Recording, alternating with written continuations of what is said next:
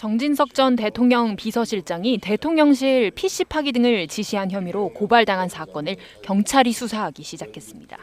서울경찰청 반부패 수사대는 최근 정 전 실장이 직권남용 권리행사 방해와 위계위력 공무집행 방해, 공용물건 손상 등의 혐의로 고발된 사건을 배당받아 수사에 나섰습니다.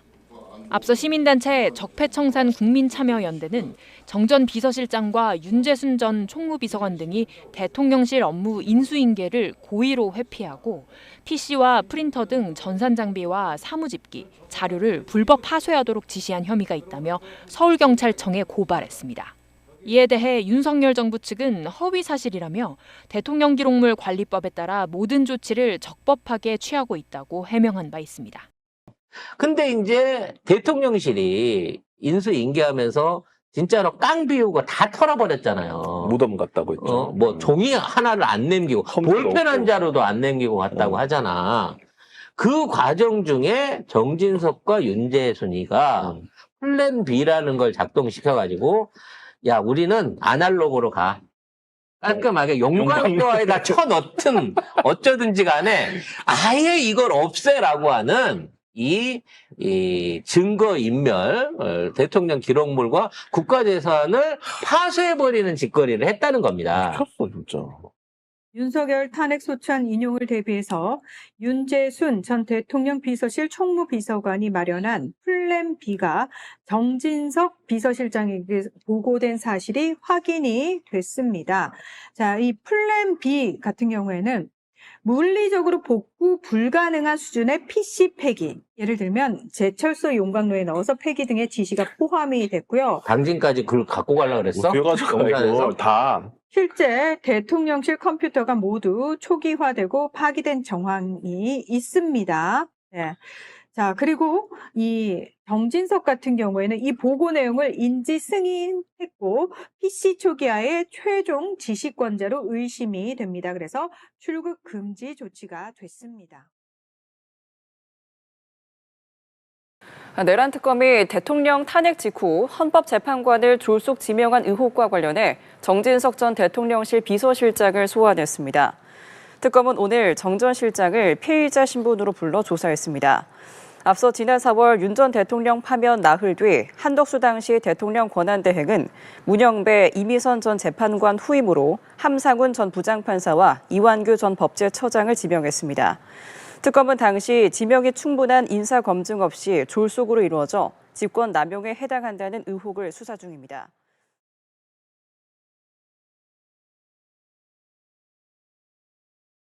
보수의 존립에 근본적으로 도움이 안 되는 사람들은 육모방망이를 들고 뒤통수를 뽀개버려야 돼. 보수 분열엔 또 이렇게 쏘아붙였죠. 야, 네가 어떻게 네 입으로 보수를 입에 올려, 이 자식아! 이 나쁜 자식아! 어떤 데도 보수를 입에 올려. 비서실장으로 발탁됐습니다. 1년 5개월 만에 기자 질문까지 받아가며 윤 대통령이 직접 소개했는데요. 정계에서도 여야 두루 원만한 그런 관계를 가지고 계시다고 여러분도 아마 잘 아시지 않을까 이래 생각합니다. 두루? 이재명 민주당 대표에 대해서는 이런 인식 가지고 있습니다. 민주화운동 코스프레를 한다고 파렴치한 개인 비리가 숨겨지겠습니까? 이재명 의원이 민주화 투쟁하다가 검찰에 소환됐습니까? 피해자 코스프레까지 하며 대통령을 향해 막말을 쏟아내고 있습니다. 인성의 바닥을 드러내고 있다라고. 그런데 정 의원도 재판을 받고 있죠. 노무현 전 대통령에 대해 사자 명예훼손으로 1심 실형을 선고받고 2심 선고를 기다리는 중입니다. 민주당은 세월호, 이태원 참사 등에 대한 막말도 넘친다고 지적했습니다. 친일망언으로 시민단체 최악의 후보로 꼽히며 낙선한 인물입니다. 비뚤어진 역사관과 인식을 가진 정진석 비서실장은 협치 대신 정쟁을 촉발시킬 인물입니다.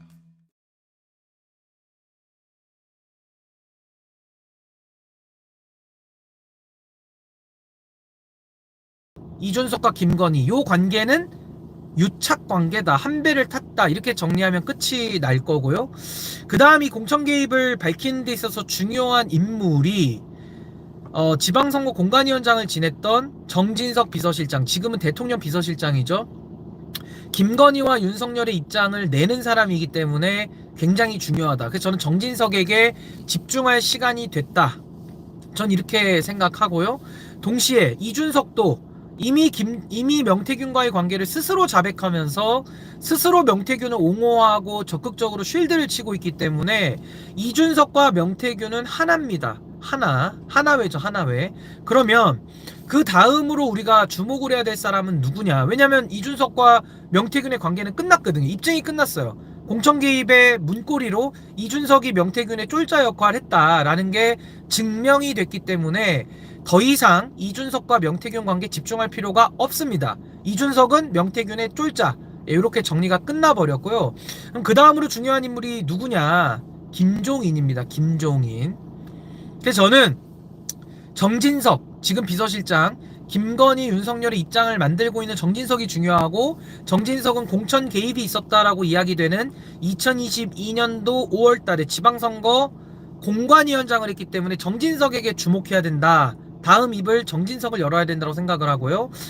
이쪽 이준석 쪽에서는 김종인이 다음 타겟으로 저는 검증대 위에 올라와야 된다고 봅니다.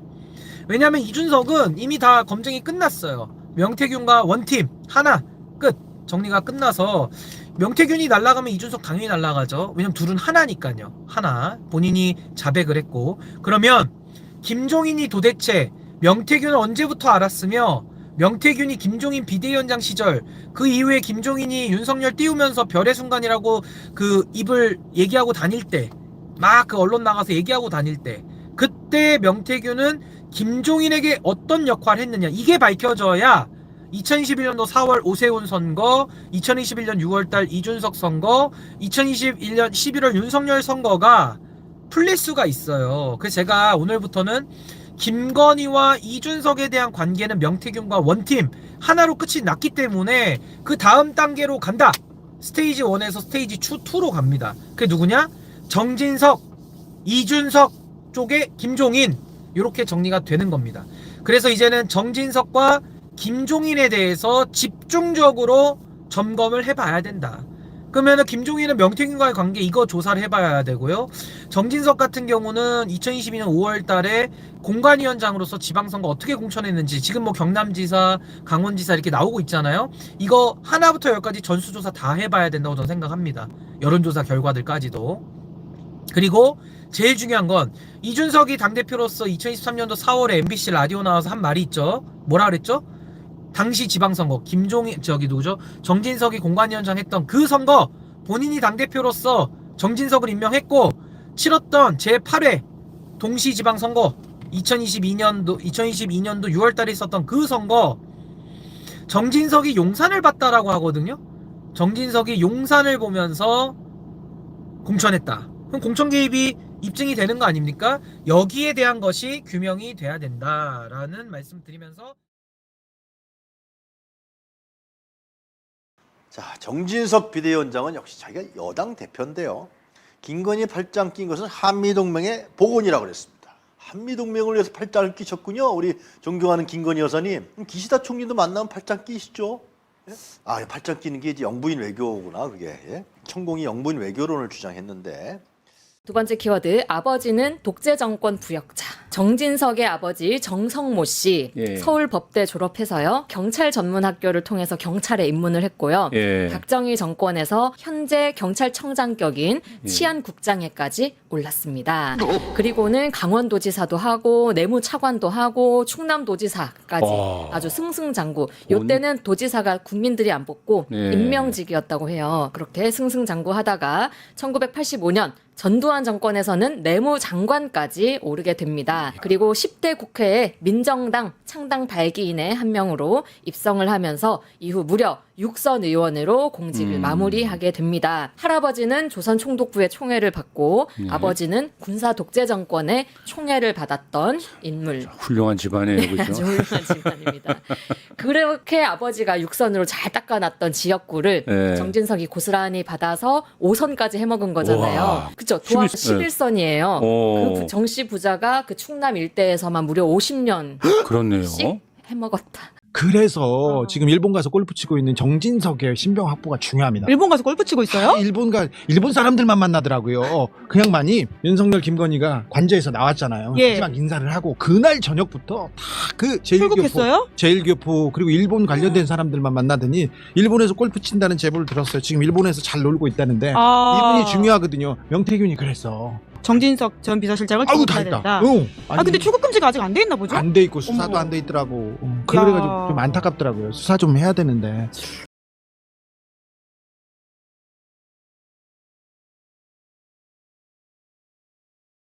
하셨어요. 당시 집무실에는 김용현 국방부 장관, 정진석 비서실장 등이 있었고 최상목 경제부총리도 출입을 했던 걸로 보이는데 당시에 집무실에서 보고 들으신 내용이 있으신가요? 네, 저번 재판에서 말씀드렸는데 그때 비서실장님이 오셔가지고 이런 하시다가 그 김용현 장관이 이렇게 굉장히 언성을 높이시면서 그 뭐 역사에 어떻게 책임을 질 것이냐 하면서 언성을 높이셨던 기억은. 그때 당시에